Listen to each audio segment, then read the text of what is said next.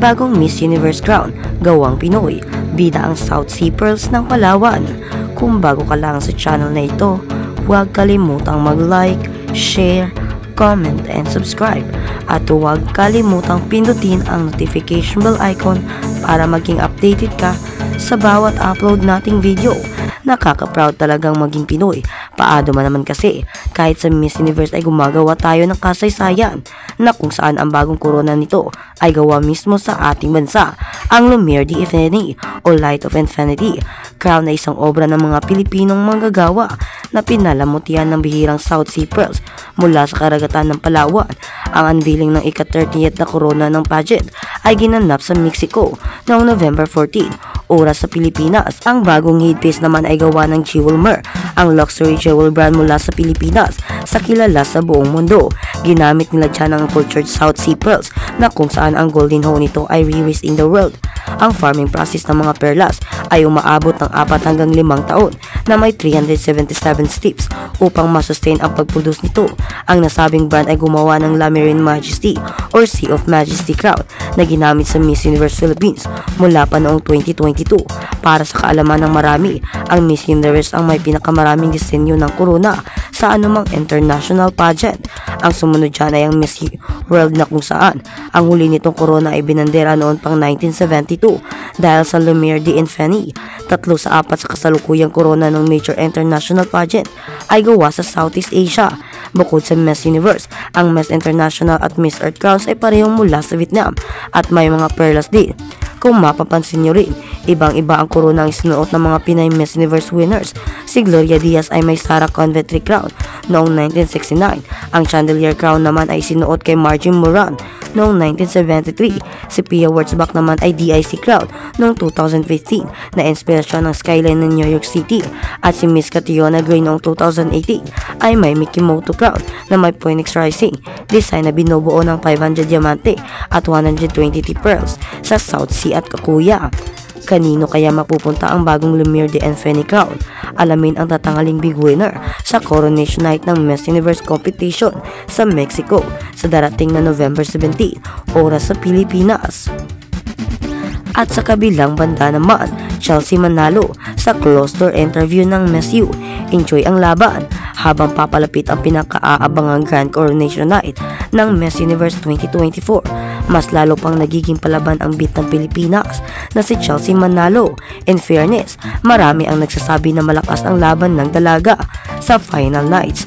Base na rin sa mga nababasa naming comments sa mga pageant online sites. For sure, hindi naman nagkukulang si Chelsea sa paghahanda para sa pagrampa niya sa magaganap na preliminaries sa Arena CDMX, Mexico ngayong araw bago ang Coronation Night sa November 17. Tulad na nga lang ng naganap na closed-door interviews kahapon with the pageant selection committee kung saan mukhang nakascore naman ng bongga si Chelsea. Enjoy yung laban. I am seeing the stars aligning. In a galaxy full of stars, it does shine.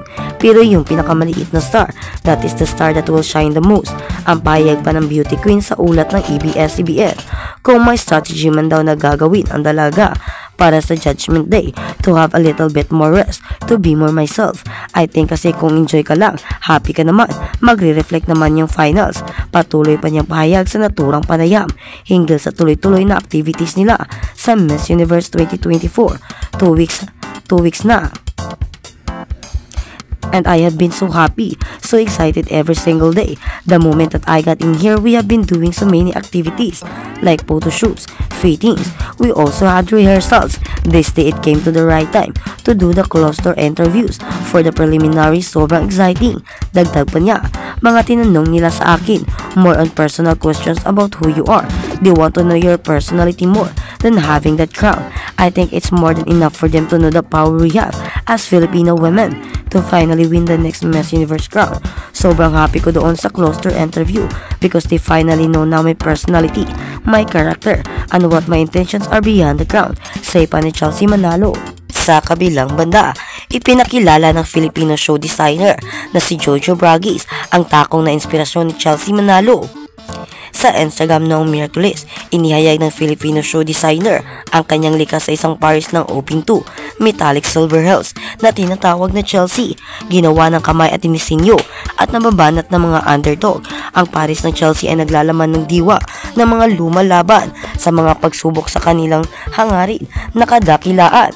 Isulat ng tatak ng sapatos, Chelsea naway magpatuloy ka sa paglalakad, manalo hanggang sa korona ng Miss Universe. Sa post ng tatak ng sapatos, makikita ang Philippine beat na naka-high heels habang nakapost sa kamera. Nakasuot din si Chelsea ng dilaw na corset, ang kanyang korona ng Miss Universe Philippines 2024 at isang sash na Miss Jojo Bragues. Magsisimula ang Miss Universe 2024 preliminary competition November 14, habang ang coronation night ay gaganapin sa November 16, which is November 17 naman sa atin. Samantala, hindi na estanghero si Jojo sa pageant scene local at abroad. Malayo na ang narating ng batang designer mula sa pagiging official footwear provider ng Binibining Pilipinas noong 2015 hanggang shoe designer 60th at 70th first pageant. At sa kabilang balita naman, si Chelsea manalo kaya ang ikalimang Miss Universe sa bansa bilang kauna-unahang itim na Filipino-American na kumakatawan sa Pilipinas sa Miss Universe. Ang dalagang itong mula sa Bulacan ay nagawasak ng mga stereotype at sinisira ang hulma sa isang bansang balyo sa beauty pageant. Muli ang buong bansa ay nanunood ng may halong hininga habang ang lahat ng mga mata ay nakatingin sa kanya habang siya ay nakikipagkompetensya para sa corona sa Mexico sa November 17, 9 AM. Bago pa man manalo si Chelsea Ann Manalo bilang Miss Universe Philippines 2024 noong Mayo, ang 24 anyos na Bulacan Beauty noon ay tinutukoy na ang kanyang sarili bilang isang babaeng may kulay na nag-uudyok sa hindi mabilang ng mga tagahanga ng beauty pageant at maging maraming reporter na tumawag kanya ang munang babae na nag-uudyok sa hindi mabilang ng mga tagahanga ng beauty pageant at maging maraming reporter na tumawag kanyang unang babaeng may kulay sa Pilipinas na nanalo ng pambansang titulo ng kagandahan. Sa totoo lang, ang napakagandang paglalarawan sa kanya ay medyo hindi tumpak sa mata ng mga puti lahat ng Pilipino, kabilang ang mga mixed race beauty queen na may dugong Caucasian, Chinese, Indian at maging ang Arabo na ipinapadala ng bansa sa ibang bansa para lumaban sa iba't ibang beauty pageant mula noong 1950s ay mga taong may kulay. Ngunit kung pupunta ka sa kakanyahan ng paglalarawan, malamang natama sila sa ibang bansa kung saan ang mga tao ay hindi kilala sa pagtapak ng maingat pagdating ng mga bagay na may kaugnayan sa lahi at kulay ng balat. Ang panalo ni Chelsea ay walang kulang sa kasaysayan. Ang Black Barbie na gustong tawagan ng mga pageant fans ay anak ng isang babaeng Filipino at isang African-American na lalaki. Dahil dito, nabasag niya ang mga stereotype sa kanyang gawa na epektibong sinira ang hulma na kung paano dapat magmukha ang isang beauty or Pinay beauty queen.